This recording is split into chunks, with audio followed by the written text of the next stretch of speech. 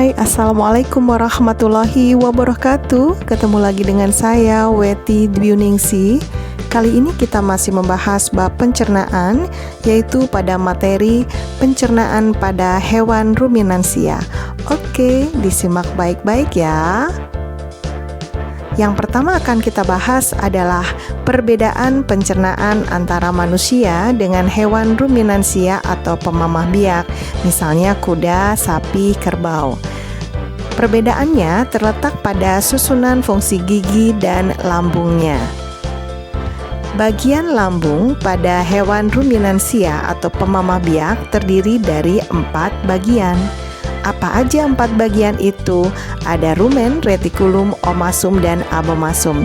Jadi makanan masuk ke rumen, kemudian retikulum, kemudian balik lagi ke mulut, dan kemudian masuk lagi ke omasum, dan terakhir ke abomasum. Oke, kita bahas satu persatu ya bagian lambung ruminansia. Yang pertama akan kita bahas adalah bagian lambung rumen yang disebut sebagai perut besar. Makanan yang masuk dari mulut akan ditampung di bagian ini, bagian rumen, dan kemudian akan dimuntahkan lagi kembali ke mulut. Pada bagian rumen terjadi proses fermentasi oleh bakteri selulotik. Bagian lambung yang kedua yaitu bagian retikulum. Retikulum disebut juga perut jala. Di retikulum terjadi fermentasi oleh mikroorganisme selulotik.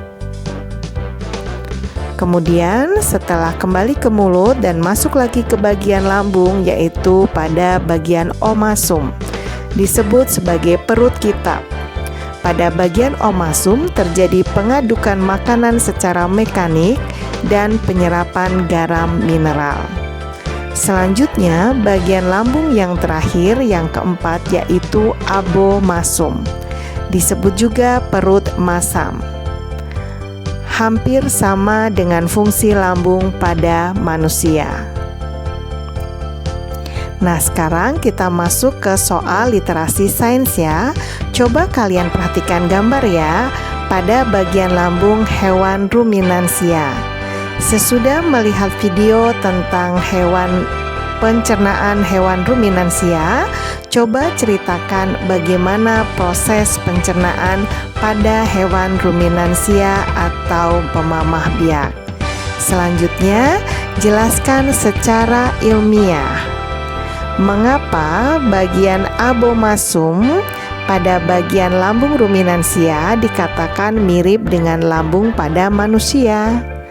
Oke, demikian tadi materi tentang pencernaan hewan ruminansia. Selanjutnya kita akan membahas kelainan pada sistem pencernaan manusia. Jangan lupa like dan subscribe ya. Terima kasih. Wassalamualaikum warahmatullahi wabarakatuh.